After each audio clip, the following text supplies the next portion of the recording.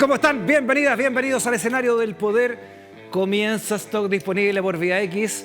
Conversaciones necesarias en este Chile que se escribe día a día, pero bien lo sabes, para poder avanzar hacia nuestro destino siempre es imprescindible conocer el poder de nuestra historia.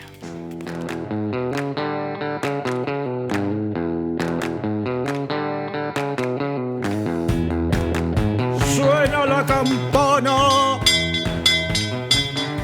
Ahí está, por allá está. Antes del feriado largo. Claro. Ya están con ganas de irse los cabros para la casa. Sí.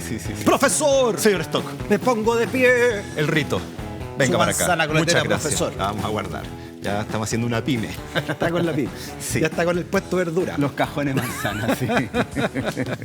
Profesor, antes que todo, gracias por el cariño que he recibido en la Feria del Libro de Recoleta, donde estuvimos. Sí. Gracias. Sí, me sumo a los agradecimientos. Fue una instancia muy bonita y es muy grato y como, digamos, muy estimulante estar con la gente ahí en vivo y en directo. Exacto, ¿no? Profesor, y que nos agradece tanto. Conversaciones como esta y explicaciones. Estuvimos hablando de Gabriela Mistral y hoy hablaremos de otro gran escritor latinoamericano, analizando también su vida respecto de este titular, profesor. Otro premio Nobel. Muere Mario Vargas Llosa, gigante de las letras universales, dice El País. Muere Vargas Llosa a los 89 años, el último insigne del boom latinoamericano, dice La Tercera. Y muere entonces también Vargas Llosa, político peruano, Nobel de Literatura e intelectual clave de Latinoamérica, dice Emol, ¿no? 3 distintos acentos para una misma y gran personalidad, controvertido para algunos, genio para otros. Profesor, ¿qué título le hubiese puesto usted de la historia a este caballero? Mostramos entonces. Una pregunta fácil nomás. A ver, claro, ¿qué título? ¿Qué título le pone? Porque sé que lo tiene puesto ahí en guardadito. su pizarra. Claro, es un personaje público, también fue político, fue candidato a la presidencia en Perú, ¿cierto?, el año 90, pero sobre todo fue un gran escritor, ¿no? Y yo diría que desde mi perspectiva eso es lo más importante de su personaje, de vuelta su obra. a la pizarra entonces, profesor. Vamos. Y comenzamos a hablar entonces del que es considerado el último baluarte del boom latinoamericano. El último boom. Mario Vargas Llosa. Ficción, política e historia, profesor. Correcto, sí. La idea, cuando conversábamos, ¿cierto?, en la posibilidad de que nos juntáramos a hablar sobre Mario Vargas Llosa en vista de su fallecimiento, era que Mario Vargas Llosa tiene varias obras, varios libros, sobre todo novelas, porque él era un gran novelista, que era, yo diría, el género más ambicioso en la narrativa y donde los miembros del boom, ¿cierto?, literario latinoamericano, lanzaron grandes obras, ¿no? Grandes obras. Él, en muchas ocasiones, en sus obras, en sus novelas, se hacía cargo de ciertos sucesos de la historia de América Latina. ¿Ese era propio del llamado boom latinoamericano, como usted dice? Sí, algunos más que otros, pero ¿ya? Sí. Por ejemplo, en el caso de Vargas Llosa hay varias novelas, ¿cierto?, donde él se hace cargo de la historia de América Latina y aquí vamos a hablar de 3 de ellas. Pero pensemos, por ejemplo, en la celebérrima 100 años de soledad de García Márquez, también en buena medida se hace cargo de la historia de Colombia entre el siglo XIX al XX. El reino de este mundo, de Carpentier, ¿cierto?, sobre la historia de Haití y la rebelión de Toussaint Louverture. Carlos Fuentes, en fin, tantos autores, escritores latinoamericanos que nos contaron la historia de América Latina a través de sus obras de ficción de una manera brillante y muy atractiva, ¿no? Entonces eso llamaba a conocer la historia latinoamericana. Bueno, aquí esta foto tenemos. Ahí tenemos un lote. Jorge Edward, Gabriel García Márquez a la izquierda, ¿no? Mario Vargas Llosa. José Donoso también está, mira, ahí chileno, claro, metido entre medio del llamado boom latinoamericano. Sí, así es. Quizás uno de los que menos trabajó la historia de América Latina fue de este insigne lote, ¿no? Julio Cortázar, que se fue a vivir a Francia por largo tiempo. Claro. Pero la inmensa mayoría de los autores latinoamericanos incursionaron en la novela histórica en vista de lo fascinante de la historia de América Latina y también como una forma de conocer y de comprender este continente. El 2010 recibe el máximo galardón, ¿no?, se entrega a la literatura, el Nobel de Literatura. Veamos, ¿no?, un discurso, ¿no?, de cuando aceptó ese galardón. Quienes dudan de que la literatura, además de sumirnos en el sueño de la belleza y la felicidad, nos alerta contra toda forma de opresión, pregúntense por qué todos los regímenes empeñados en controlar la conducta de los ciudadanos de la cuna a la tumba, la temen tanto que establecen sistemas de censura para reprimirla y vigilan con tanta suspicacia a los escritores independientes. Me gustaría que mi madre estuviera aquí, ella que solía emocionarse y llorar leyendo los poemas de Amado Nervo y de Pablo Neruda. Y también el abuelo Pedro, de gran nariz y calva reluciente, que celebraba mis versos. Y el tío Lucho, que tanto me animó a volcarme en cuerpo y alma a escribir, aunque la literatura en aquel tiempo y lugar alimentara tan mal a sus cultores. Toda la vida he tenido a mi lado gentes así, que me querían y alentaban y me contagiaban su fe cuando dudaba. A propósito de ese reconocimiento a Neruda que hace en este momento tan especial en su vida, ¿no? Es interesante el devenir político y el concepto político que tuvo también él, ¿no? Como figura pública. Su actuación política, ¿no? Él fue candidato a la presidencia del Perú el año 90, entonces fue un intelectual muy activo en la política, y eso es algo que ocurre en América Latina en ese periodo con mucha fuerza en cuanto a que estos autores, estos intelectuales, estos escritores, en cierto modo se convierten en una suerte de conciencia pública, ¿no? Y política de los países en los cuales están insertos, sobre todo en países donde se viven procesos históricos muy complejos y a veces muy violentos. Claro. Bueno, quizá él, como parte de su generación de jóvenes, abrazó la Revolución Cubana. Sí, así es. Pero luego fue derivando hacia la derecha y hacia un momento más liberal, ¿no? Y como usted dice, el año 90 llega a ser candidato a la presidencia. Claro, y escuchémoslo lo que decía, ¿no? A ver, el veamos. candidato presidencial, Mario Vargas Llosa. Yo no he entrado a hacer política, como dicen los apristas y los comunistas, para defender los derechos de los poderosos en el Perú. Yo no he entrado a hacer política para defender ningún privilegio en mi país. Yo no he entrado a hacer política en el Perú para defender el establecimiento y para que las cosas continúen como son. Amigos ronderos, amigos campesinos, yo he dejado mi escritorio, yo he dejado mis libros y he dejado mi vocación que yo amo tanto para luchar contra la injusticia en el Perú. Claro, a esta altura ya 1990 era ya más de centro derecha, pero con un discurso bien cercano a los trabajadores, ¿no? Estaba en esa transición quizás política. Sí, bueno, ¿no? él tiene una deriva desde un apoyo franco a la Revolución Cubana que es casi unánime entre los escritores latinoamericanos de esa época, hacia posturas más bien socialdemócratas y luego hacia el liberalismo y finalmente hacia una derecha más dura. Y ahí hay un elemento que va a ser crucial en su desengaño de la Revolución Cubana y que le va a afectar a muchos intelectuales, no solo latinoamericanos, sino que internacionales, europeos, que apoyaban a la Revolución Cubana en ese contexto, que es el caso Padilla, ¿no? El poeta Herberto Padilla, que es reprimido en Cuba por sus opiniones disidentes, por sus textos disidentes de la Revolución, y que luego es obligado a hacer una especie de mea culpa público, una rectificación pública, que es grotesco, ¿no? Porque se ve que él ha sido presionado para hacer esas declaraciones y eso va a desencantar a muchos de la Revolución Cubana en cuanto a la libre expresión, ¿no? Como decía Fidel en un momento, dentro de la revolución todo, fuera de la revolución nada. Bueno, ahí se aplica, ¿no? Exacto. Y eso va a ser un quiebre de aguas en el apoyo de muchos intelectuales a la Revolución Cubana. Claro, y él se empieza a considerar lo que se conoce como un liberal, ¿no? Y estos liberales que en Chile están considerados como más de derecha, pero en el mundo entero ser liberal no necesariamente eso, ¿no? Es mucho más amplio. Un liberal contra toda dictadura, contra toda, como dice la palabra, contra toda libertad. Pero, pero ahí fue también, como usted dice, variando su postura más hacia, radicalizándolo más hacia la derecha. Se fue derechizando, efectivamente. Sí, eso fue.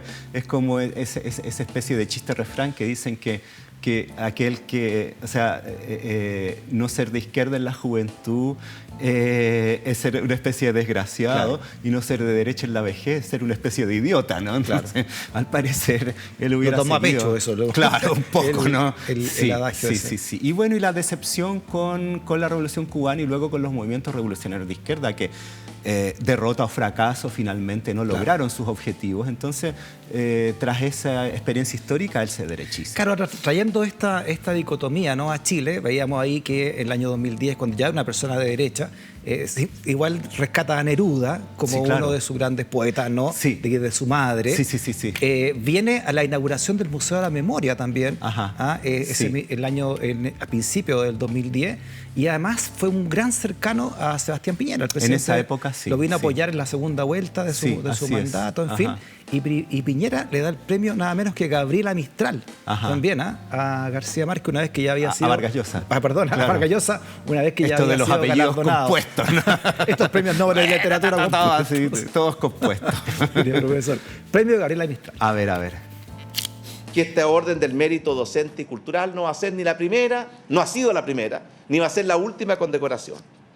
Pero sí creo que tiene un sentido muy especial que sea la primera premio Nobel de América Latina la que homenajea al flamante y gigante amigo que tenemos aquí, el privilegio de tenerlo entre nosotros, como es el amigo de ustedes, el amigo de todos, el amigo de la libertad, el amigo de la justicia, nuestro amigo Mario Vargas Llosa. Muchas gracias.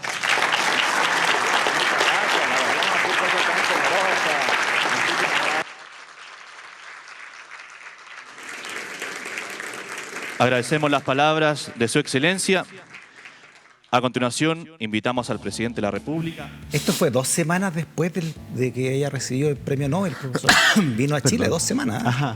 Mire, Al muy, tiro, muy ¿no? pronto, Di- claro. esto Se ve fue- que ahí había una amistad importante. Esto fue en diciembre del 2010, Ajá, 2 semanas ajá, después, ¿no? 20 claro, de diciembre. Ajá, y a poco de asumido Claro. Sebastián Piñera como presidente además, ¿no? Como le digo, entonces él tiene siempre esa defensa, incluso en esos mismos años, sí, al final. en contra de las dictaduras, ¿no? Sí, sí. Y incluso siendo invitado por algunos, como podemos decir, defensores o románticos, Personeros de la derecha, o ¿no? románticos de la dictadura de Pinochet, Ajá. él igual pone sus cosas ahí en su lugar. ¿eh?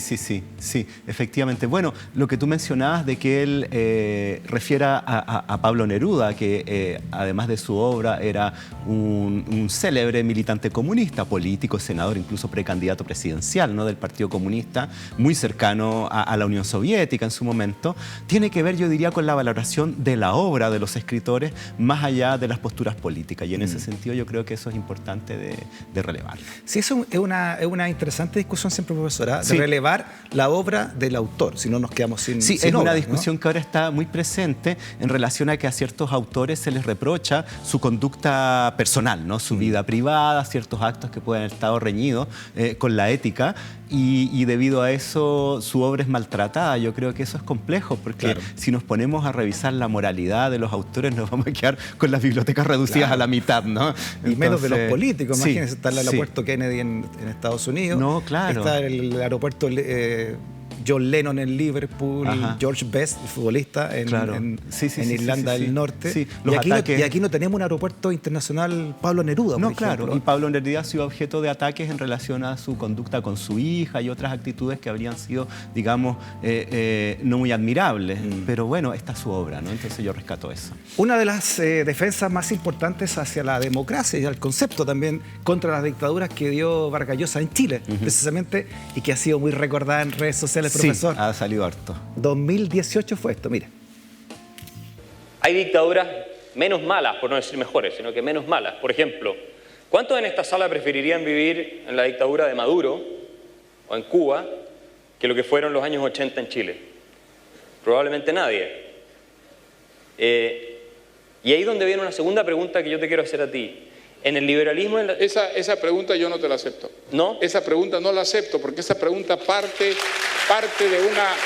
Claro. Está muy bueno, parte- esta era la reacción que yo quería hacer. Parte de una cierta toma de posición previa que hay dictaduras buenas o que hay dictaduras menos malas. No, las dictaduras son todas malas. Esto es lo que yo quería provocar. No, la parada de carros así, pero violentísima. Este era Axel Kaiser, claro, profesor, hermano de claro. Laura, candidato también, o precandidato presidencial, no sé qué a esta altura, sí. Johannes Kaiser, Sí. 2018, y él estaba invitado a un conversatorio donde Kaiser era uno de los anfitriones, Kaiser, que se llamaba ¿Qué es ser liberal? ¿No? Ese era el título. Vaya pregunta. La pregunta. Bueno, ahí le respondió. Ahí le respondió en su cara. Ahí le lo que era respondió con ser toda liberal. claridad. Sí, sí, efectivamente. Y de hecho eso se nota en su obra, ¿no? Yo diría donde está muy presente es en su novela La fiesta del chivo, ¿no? Que es una novela extraordinaria, muy bien escrita y que trata de un dictador latinoamericano clásico, por así decirlo. Antes de adentrarnos en sus obras y Sí. la historia real que hay detrás de sus obras, profesor, recordemos un último, en estos vaivenes, ¿no? Sí, ajá. Políticos de Mario Vargas Llosa, que pese a esto, a este encuentro con Kaiser, después él apoya públicamente a Kast en su también carrera presidencial, y sabemos Kast también un defensor, ¿no? Y amigo de violadores de derechos humanos, pero aún así Vargas Llosa lo apoya en esta campaña en la públicamente. segunda vuelta con Boric, ¿no? Exacto. Sí, sí, sí. 2000, esto fue el año 2023, ¿no? 2020. Bueno, veamos Ya te perdí. el apoyo que hace públicamente Mario Vargas Llosa. 2021 me parece que. ¿Cómo está usted? Qué honor para mí poder estar frente a usted, al menos telemáticamente. Hay que ganar elecciones, es lo importante. Ahí estamos caminando para allá, pero le agradezco ¿Qué tal mucho va- la qué tal posibilidad van de las conversar con usted. ¿Cuáles son las perspectivas, más o menos? Mire, hoy día ya tenemos una buena noticia, que fue que logramos el equilibrio en la Cámara de Diputados y el empate en el Senado. Y bueno, yo paso con primera mayoría a la segunda vuelta, seguido por Gabriel Boric. Qué bueno, me alegro mucho, qué bueno. Sí, fue Bueno, una realmente lo de Chile es absolutamente fundamental para América Latina, porque yo creo que los ojos de toda América Latina están centradas en Chile hoy en día, y así que creo que no hay alternativa sino ganar las elecciones, ¿eh? Bueno, esto es Ajá. Diciembre del 2021 fue Ahí esto, está, profesor, claro, ¿no? claro. Y le entrega ahí Sí. la tercera su respaldo a Kast. No sé si habrá sabido realmente Vargas Llosa quién es.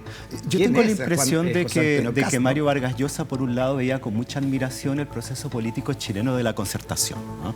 Le parecía como un ejemplo de prácticas democráticas y progreso económico, apertura a los mercados, o sea, un liberalismo funcionando de manera estupenda, y el estallido social también da la impresión que a él le afectó mucho y vio que ese ejemplo latinoamericano que él veía como muy importante y como a quien seguir, se derrumbaba, ¿no? Perfecto. Entonces, en esas circunstancias, esta respuesta creo que tiene que ver con eso. Muy bien, ya entonces vemos quién es la persona y más allá de los pros y los contras, ¿no? Que pueda surgir de su pensamiento político o de su evolución política, si usted quiere. Profesor, vámonos a la obra. Vámonos ¿no? a Que la eso obra. ya sí, Vamos, eso vamos, sí que es vamos. indiscutible. Volvamos a la Más adolescencia, a allá. leer el...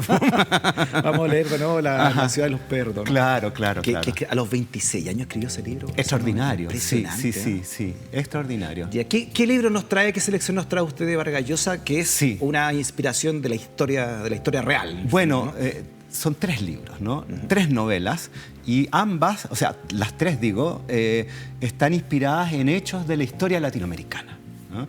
Uno es Pantaleón y las visitadoras, que es un libro cómico sobre un grupo de prostitutas que atienden a militares peruanos en la Amazonía, Ya. y que se basa en una experiencia Vargas Llosa y en un hecho histórico ocurrido en Tacna durante la ocupación chilena, ¿no? Ah, sí, En 1920, sí. Mira. Sí.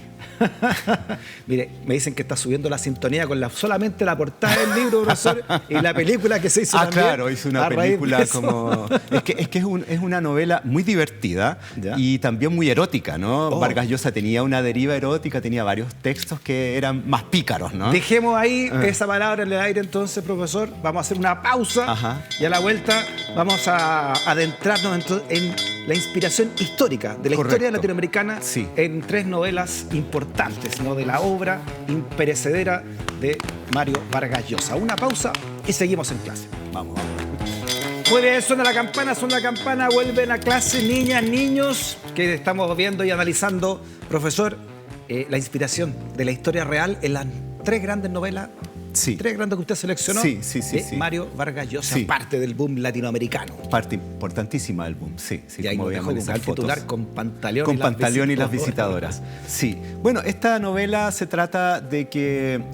Bueno, es una novela cómica, muy graciosa, donde Vargas Llosa se ríe de los militares latinoamericanos. Un temazo, ¿no? En la historia latinoamericana. Y en particular de las contradicciones de la burocracia y el verticalismo militar, ¿no? Muy rígido, administrando un grupo de prostitutas. Esto fue el año 73 cuando la lanzó. Sí, se publica el año 73. Era el Vargas Llosa más de izquierda todavía aquí, ¿no? De hecho, en Perú, durante ese periodo, hasta el año 76, si no me equivoco, gobierna una dictadura militar, media de izquierda, que es del general Velasco Alvarado. Entonces, hay que ser bien valiente para sacar una novela en que te ríes de los militares al interior de una dictadura militar. De hecho, le pusieron problemas luego para poder hacer la película. Hubo un primer intento de película en esos años y que fracasó porque le prohibieron que se filmara en Perú y que se exhibiera en Perú. Entonces, enfrentarse con los militares latinoamericanos es lo que hace él desde la farsa, desde la ironía. No era fácil y lo sabemos, ¿no? No, para nada. Entonces, lo que él hace ahí es tomar una experiencia que se basa en una situación que ocurrió en Chile en 1920. Ahí están las visitadoras, ¿no? Esta es más nuevita la sexta película, ¿no? Sí, esa es posterior, esa es la de Lombardi, ¿no? Que Lombardi. Es un director peruano que la va a hacer después y bien, ¿no? Porque la primera es muy precaria, la primera versión. Esta del 99 ya, es más nuevecita. Es más reciente. ¿Y por qué Chile metió entre medio de esto? Bueno, lo que pasa es lo siguiente, que el año 1920, en el contexto de la elección de Arturo Alessandri, la elección presidencial del año 20 en Chile contra Luis Barros Borgoño, hay un periodo de gran incertidumbre tras la votación porque quedan muy parejos, ¿no? Ambos candidatos, y pasan 3 meses en la cual se discute mediante una serie de instancias quién va a ser definitivamente proclamado presidente, ¿no? Y ese periodo de gran inestabilidad, el gobierno, aún en ejercicio, que es la de Juan Luis Sanfuente, se aprovecha de la noticia de un golpe militar en Bolivia para declarar de que Bolivia y también Perú, que en esa época estaba bajo el presidente Leguía, pretendía invadir Chile por el norte, con el propósito de desestabilizar la posible proclamación de Arturo Alessandri. Una fake news, como diríamos hoy día. Descarada. Inventan una guerra que no existe, ¿no? Que se llamó la Guerra de Ladislao, porque el ministro de guerra de la época era don Ladislao Errázuriz, quien es el que arma este chanchullo con el propósito de desestabilizar la posibilidad de la elección de Alessandri, de movilizar militares desde la zona centro hacia el norte, muchos de ellos partidarios de Alessandri, y también de insuflar patriotismo, ¿no? A los sectores conservadores. Mira.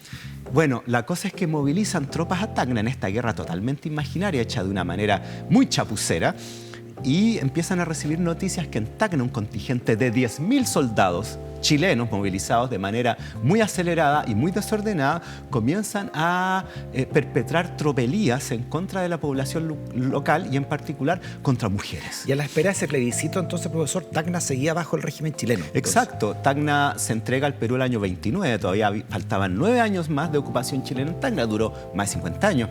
Entonces, ahí llegaron estos militares que inspiran esta obra de... ¿Perdón? Ahí llegan los militares chilenos que inspiran a Pantaleón. Esto lo escribe Armando Braun Menéndez, célebre historiador magallánico, puntarenense, parte de la familia Braun Menéndez, muy poderosa en la zona, y que en esa época era teniente, subteniente, y es movilizado a Tacna.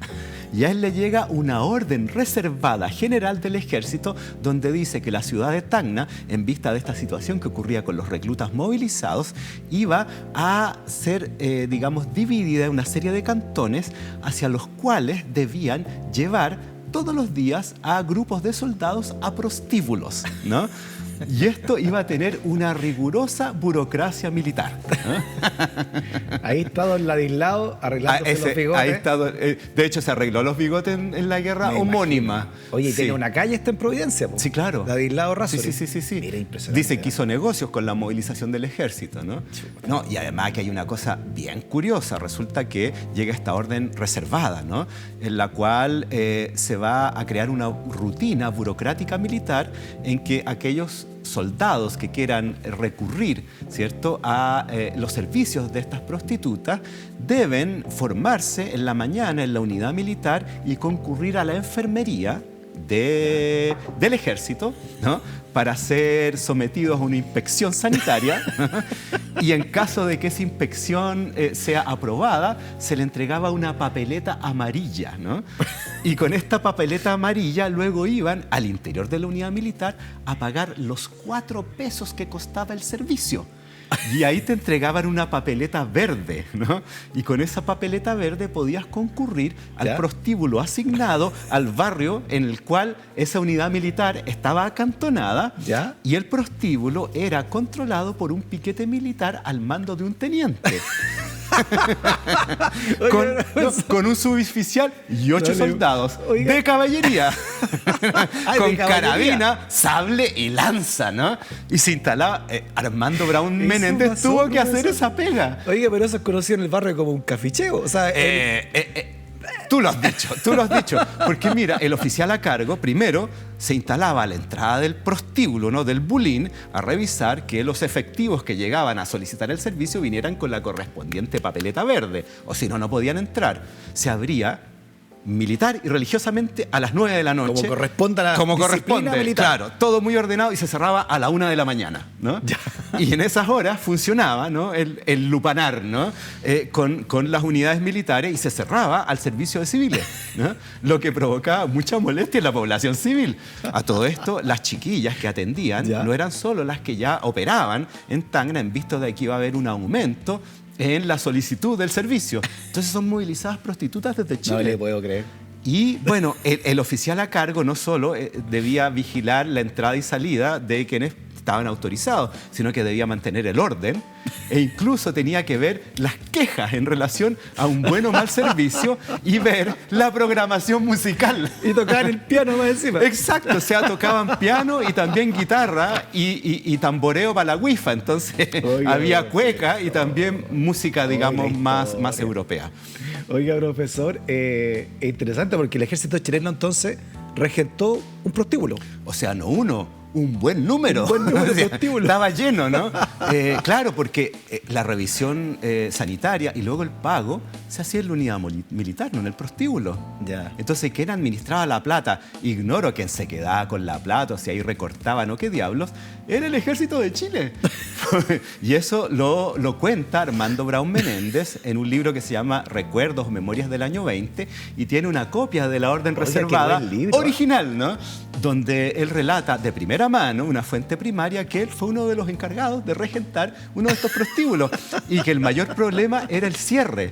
Porque los reclutas no querían irse, ¿no? Claro, eso, si hay un oficial como lo echáis. Claro, así, tenían que barrarlo. arrearlo. Y no faltaba el que se escondía, ¿no? Entonces tenían que revisar el prostíbulo completo. Punto y codo. Claro, para que el guacho de ocasión no quisiera quedarse con la niña. Entonces, algunos ya más bonachones permitían que el sujeto se quedara siempre que llegara al otro día antes del toque de Diana, ¿no? Entonces, esta fue la inspiración de Pantaleón y las visitadoras. Notable. Que es casi lo mismo, ¿no? En el caso de la novela se trata de que llegan noticias de las guarniciones de la Amazonía peruana, muy lejanas, muy aisladas, de que soldados, en vista de la escasez de mujeres, están cometiendo actos, dice. Es muy gracioso porque Vargas Llosa escribe documentos formales apócrifos. Vargas Llosa estuvo en un colegio militar en su juventud, que es la inspiración de La ciudad de los perros, ¿no? El colegio militar Leoncio Prado en Lima. Entonces él conocía desde adentro la mentalidad, la burocracia y el verticalismo militar y sobre todo la hipocresía que crea este verticalismo que es tan rígido que no permite, ¿cierto?, que ocurran muchas cosas y simplemente se miente, ¿no? Entonces lo que hacen acá es que llega esta orden donde dicen que están cometiendo actos de zoofilia y bestialismo, ¿no? Como con unos monos amazónicos. En consecuencia se organiza un servicio de visitadoras a guarniciones y puestos de frontera. O sea, lo mismo que haya pasado en SBGPF, así tiene una sigla, ¿no? Entonces es todo muy ridículo. Muy bien. Y la novela se trata de eso, de este capitán Pantaleón Pantoja, por eso se llama Pantaleón y las visitadoras, que se hace cargo con gran devoción y disciplina militar hasta con convertir al cuerpo de visitadoras del ejército del Perú en el cuerpo militar más eficiente del ejército. Más aguerrido. Claro. Ya, profesor, del 73 vámonos al año 2000, La fiesta del Chivo, gran novela. Novela extraordinaria. Desde mi humilde opinión, la última gran novela de Mario Vargas Llosa. Extraordinaria novela, y aquí se hace cargo de la historia de Rafael Trujillo, ¿no? Un dictador dominicano que gobernó a sangre y fuego la República Dominicana entre 1930 y 1961. 31 años de dictadura. Terrorífica dictadura. Terrorífica. Trujillo se convierte en el símbolo caricaturesco del dictador latinoamericano. Sanguinario, culto a la personalidad, instalado por los norteamericanos después de la ocupación de la República Dominicana, corrupto, se enriquece, instala a su familia, nepotismo y, ojo, yo creo que esto se puede vincular con la discusión que vimos hace un rato entre Axel Kaiser y Mario Vargas Llosa, donde Axel Kaiser le dice que hay dictaduras no tan malas. Esa perspectiva tiene que ver con cierto crecimiento. La de Pinochet, claro, como el desarrollo económico chileno. Se supone que es la gran defensa de la dictadura de Pinochet. Bueno, resulta que la dictadura de Trujillo permitió un gran desarrollo económico para la República Dominicana, pero esto sostenido en sangre. Durante los 31 años de dictadura de Trujillo se calcula que hubo 50.000 muertos.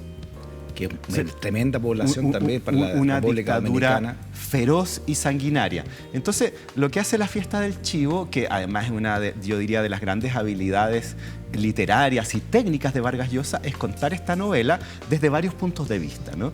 Por un lado, de una mujer que regresa a República Dominicana después de largo tiempo ausente en las vísperas del asesinato, porque muere asesinado Trujillo en 1961. Por otro lado, de los conspiradores que lo asesinan, y por otro lado, el mismo personaje de Trujillo, desde dentro, en primera persona, en los últimos días de su vida, ¿no?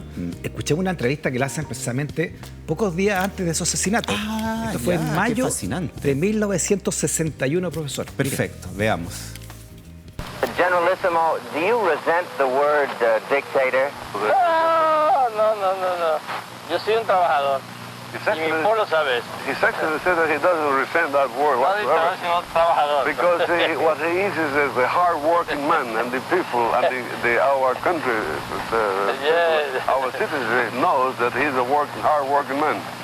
So consequently, what he's done is the benefit for the country. Esa dictadura es una especulación de los enemigos. This word of dictator is a speculation word. Claro, no soy un dictador, soy un trabajador.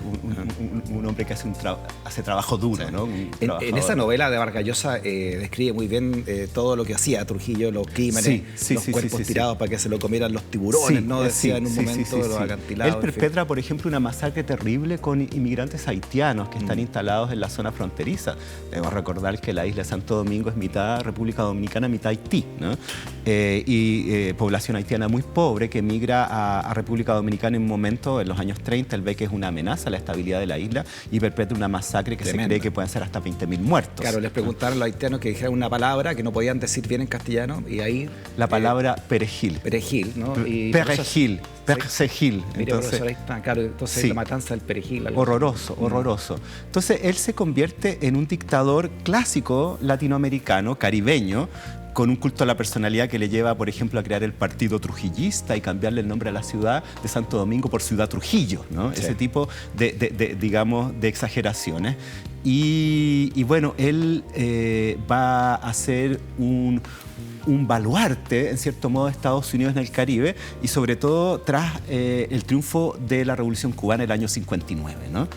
Sin embargo, su caída y su aislamiento internacional va a ser porque él va a cometer una serie de crímenes fuera de la isla, ¿no? Él va a secuestrar a un profesor español en la Universidad de Columbia. ¿Cómo se parecen los dictadores, profesor? Sí, o sea caen en una especie de delirio de omnipotencia, ¿no? Debido a la impunidad de sus crímenes y al enorme número de aduladores que tiene alrededor en un estado de terror, ¿no? Donde él se sostiene en el ejército, sobre todo, en el cual él formó parte desde el inicio, desde la Guardia Nacional que se organiza tras la salida de los norteamericanos de la isla, y hacia adelante gobierna desde el ejército y poniendo a su familia en lugares claves y cooptando y comprando personas. Él luego, el año 60, va a intentar asesinar al presidente de Venezuela, ¿no? A Rómulo Betancourt. Y eso va a provocar un escándalo internacional y el aislamiento de Trujillo, el repudio y el rompimiento de relaciones diplomáticas con los países de América Latina y el alejamiento de Estados Unidos. Ahí está con Nixon, ¿no? Ese es Nixon, parece, ¿no? Sí, claro. A ver. La foto anterior estaba con Nixon. O sea, lo ponen, Estados Unidos lo pone ahí, después se le va las manos, como le ocurrió con Noriega. En fin, exacto, eso es lo que pasa, eso es lo que pasa, eso es lo que pasa. De hecho, con la llegada de Kennedy al poder, ya Trujillo es un obstáculo, es un problema. Si ese es Nixon, yo creo que antes de ser presidente debe ser eso, ¿no? Claro, seguramente. Siendo senador. Y aparece también el temor de Estados Unidos a que estas políticas represivas tan descaradas de Trujillo vayan a provocar una revolución y que finalmente que pase como Cuba. Entonces, Batista, ¿no? Lo que se busca ahí es un cambio de régimen por una vía, digamos, institucional pacífica, y Kennedy manda emisarios del gobierno norteamericano a hablar con Trujillo para intentar convencerle de que abandone el poder, y él se niega terminantemente. Entonces, finalmente, ya que habían surgido movimientos opositores a Trujillo, la CIA financia y entrega armamento. No le puedo creer. Exacto, a quienes van a realizar el atentado contra Trujillo. Un atentado automovilístico, o sea, también la carretera, como lo explica Vargas Llosa. Claro, él es acribillado en su auto, según Vargas Llosa, cuando iba a camino o de regreso de ir a ver un amante, porque además Vargas Llosa ahí maneja todo el tema de la perversión sexual y el machismo, ¿no? Contra una niña, es muy cruda, o sea, una escena cuando es muy una grotesco, niña, sí. Este es un dictador grotesco, ¿no? Y bueno, es asesinado ahí, y tras eso, tras su muerte, regresa uno de sus hijos que estaba en Francia y encabeza la represión en contra de quienes habían atentado contra Trujillo. De hecho, poco antes de su asesinato, él manda a asesinar a 3 hermanas, las hermanas Maraval, una de ellas, una conocida opositora al régimen, y son 3 hermanas, 2 de ellas que no tenían mayor vinculación con la oposición a Trujillo, de manera horrorosa, ¿no? Y esto va a crear una gran oposición a Trujillo y se hace un dictador ya insostenible, ¿no? Una dictadura que es insostenible. Y bueno, y ahí Estados Unidos no va a apoyar a aquellos que participaron en el atentado contra Trujillo. O sea, da los elementos, pero luego se retira, y eso va a generar de que quienes hacen el atentado contra Trujillo sean también asesinados por el hijo que regresa, ¿no? Claro. Mira cómo quedó el auto, profesor. Sí. Así de acribillado quedó este auto. Es ametrallado. Claro, sí. en la época donde quizás no el fulgor de la Guerra Fría, la década del 60, no quería una segunda Cuba. De ninguna manera. Ya había pasado el 59, no quería que 3 años después, 2 años después. Pensemos que la famosa doctrina Kennedy, que se va a expresar en esta Alianza para el Progreso, ve que es necesario que en América Latina se produzcan procesos de reforma política y distribución de la riqueza, justamente para evitar el estallido de revoluciones, como el caso cubano. Y aquí en República Dominicana lo que se esperaba era hacer lo mismo, pero en vista de la tosudez de Trujillo, apoyan el asesinato del dictador. Y aquí, bueno, Estados Unidos, bien lo sabemos, usted también lo ha explicado, a través de la CIA, pasando mucho dinero también para armas, realizar democracia. Allende había sido casi presidente del 58, por lo tanto el 64 también intervino con dinero la CIA para esos comicios que dan por ganador finalmente a Frei Montalva, ¿no? Garrote y zanahoria, ¿no? La vieja combinación. Entonces aquí hubo un poco de las dos cosas. Gran novela, entonces. Gran novela, La fiesta del tío. Muy bien escrita, fascinante, muy entretenida, con una estructura muy inteligente, muy bien concebida, y nuevamente nos enseña, si bien esto no es historia, no es historiografía, son novelas históricas con elementos de ficción, pero nos permite adentrarnos en la historia de América Latina y despertar nuestra curiosidad, ¿no? Para luego, si uno quiere, meterse en textos históricos propiamente tales. Retrocedamos hasta 1981 ahora, profesor, ¿no? Y vámonos con la guerra del fin del mundo también. Maravillosa novela, un novelón. Sí. ¿Qué historia real en la que se basa aquí Mario Vargas Llosa, profesor? Bueno, acá Mario Vargas Llosa nos lleva a fines del siglo XIX en Brasil. Brasil es muy poco conocido en su historia y en su literatura en el resto de Hispanoamérica, ¿no? Y en este caso, Vargas Llosa nos cuenta una historia fascinante, que es la historia de la Guerra de Canudos.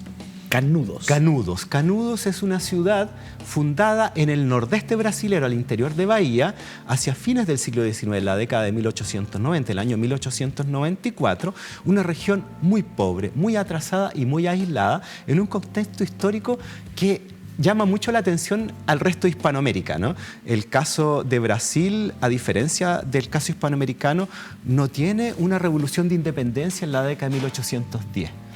sino que en el contexto de las guerras napoleónicas lo que va a ocurrir en Brasil es que la monarquía brasilera se va a trasladar a Brasil y va a instalar su sede en Brasil y va a instaurar un imperio brasilero, ¿no?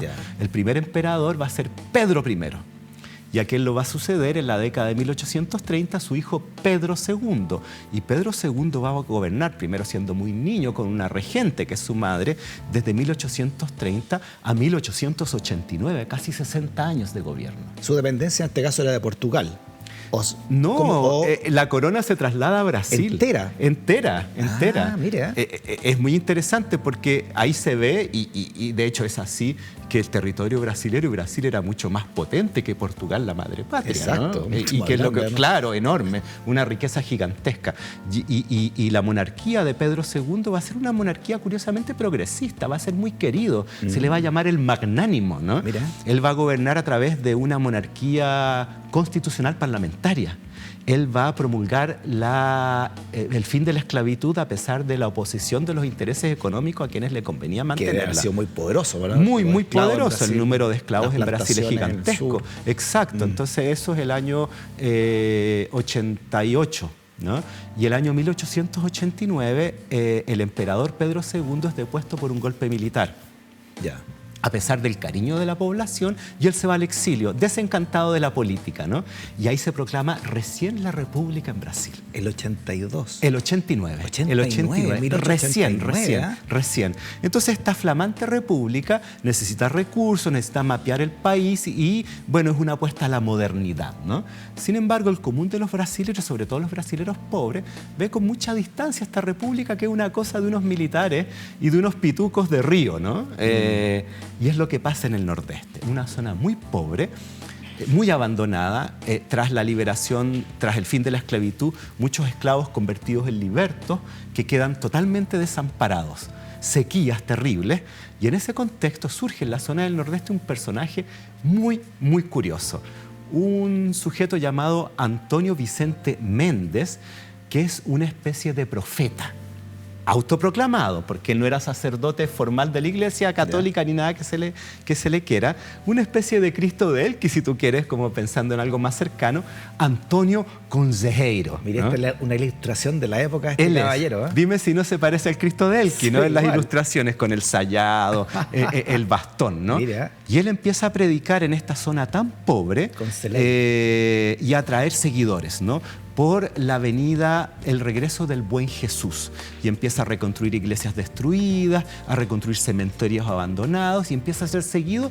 por estas poblaciones desamparadas como un profeta, ¿no? Y en la suya, dice usted, ¿no? En la suya. La Iglesia Católica no está de detrás. hecho, él luego entra en conflicto con la Iglesia Católica, porque a la Iglesia Católica no le gusta nada este sujeto que está predicando sin ser parte del clero, ¿no? No tiene nada que ver. Está quitando el negocio.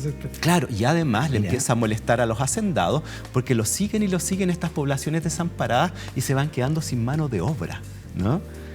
Y más encima viene el fin de la República, y la República tiene que llevar a cabo una serie de iniciativas, ¿no? Esta ilustración es Canudo, profesor. Eso es Canudos. Era en esa época también. Mira, es extraordinario porque el año 1893-94, estas poblaciones que andan errando, ¿no? Como una especie de Cristo con sus seguidores, ¿no? Por esta zona muy pobre, deciden instalarse en una hacienda abandonada al interior de Bahía, que es esta ciudad que la fundan ellos, que se llama Canudos, la ciudad del Buen Jesús. Y ellos dicen que aquí va a venir la redención, porque además creen, en vista de que ya se está acabando el siglo XIX, en estas ideas milenaristas del fin del mundo. Mire, ¿no? ya se hablaba del fin del mundo. Exacto, el año 1900 se acaba el mundo. Entonces la cosa era urgente, ¿no? Y ellos rechazan a la República, porque ¿qué pasa? La República dice que, por ejemplo, ahora, como lo que pasó en Chile con las leyes laicas, este es el matrimonio civil, ¿no? El registro civil, los cementerios laicos. El anticristo. Es el anticristo, eso es herejía. El gobierno de la República quiere realizar un censo. Creen que el censo va a hacerse para ver cuáles son los esclavos y que vuelvan a la esclavitud. Entonces, una serie de ideas bastante fantasiosas. ¿Y qué pasó al final con esta ciudad, profesor? Bueno, él funda esta ciudad y se convierte en la segunda ciudad más poblada del estado de Bahía. No le puedo creer. Es una cosa gigantesca. Oye, el tipo con arrastre, ¿eh? No, es tremendo, una cosa insólita esta ciudad de Canudos. Entonces, Primero mandan la iglesia unos curas capuchinos a hablar con este Antonio Consejeiro para que recapacite, y por supuesto Antonio Consejeiro no les hace ningún caso, y estos curas empiezan a decir de que lo que está haciendo Antonio Consejeiro es una revolución monarquista, quiere derribar a la república, lo cual no era así, ¿no? Entonces, luego, debido a las quejas de los hacendados, mandan un grupo de 100 soldados, ¿no? A someterlo. Y estos 100 soldados intentan someter a esta población, y resulta que muchos de los seguidores habían sido bandoleros, los llamados cangaceiros, que eran expertos en la guerra de guerrillas. Se armó una guerra entonces ahí. Se retiran espantados estos 100. Entonces mandan luego una segunda expedición en un lugar muy alejado, de muy difícil acceso. Y en este caso son alrededor de 800. Nuevamente derrotados debido a la guerra de guerrillas. Luego mandan un regimiento completo de 1.500 o 1.800 tropas con artillería, ¿no? Al mando de un reputado coronel de ejército, héroe de las guerras civiles brasileras, y nuevamente son derrotados debido a este uso de la guerra de guerrillas, ¿no?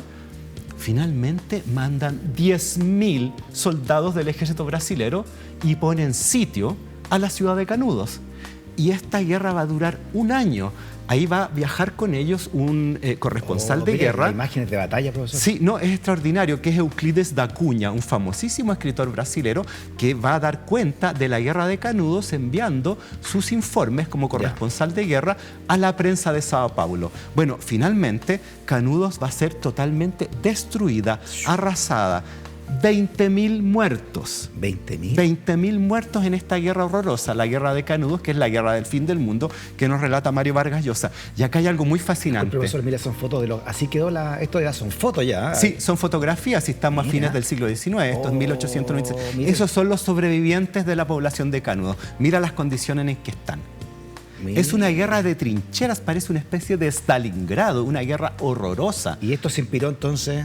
En esto se inspiró. En eso se inspiró. No, y sabes que los soldados sobrevivientes de estas campañas, los miembros del ejército, se supone que se le iban a entregar tierras en premio a su actuación militar, que fue muy sacrificada, y resulta que había un cerro al lado de Canudos que se llama el Cerro Favela, donde va a haber combates violentísimos. Entonces, estos soldados veteranos que llegan a Río de Janeiro, esperando que les entreguen sus casas que nunca llegan, se instalan en unos cerros que convierten en poblaciones marginales. Ese cerro se va a llamar Cerro Favela. Es el origen de las favelas en Brasil. Ah, y ahí está la palabra favela. De ahí viene. Que son las barriadas como esta, ¿no? Como esa. La gran favela de Río de Janeiro. Es el nombre de las favelas, como aquí podrían ser las poblaciones callampa o las villas miserias en Argentina.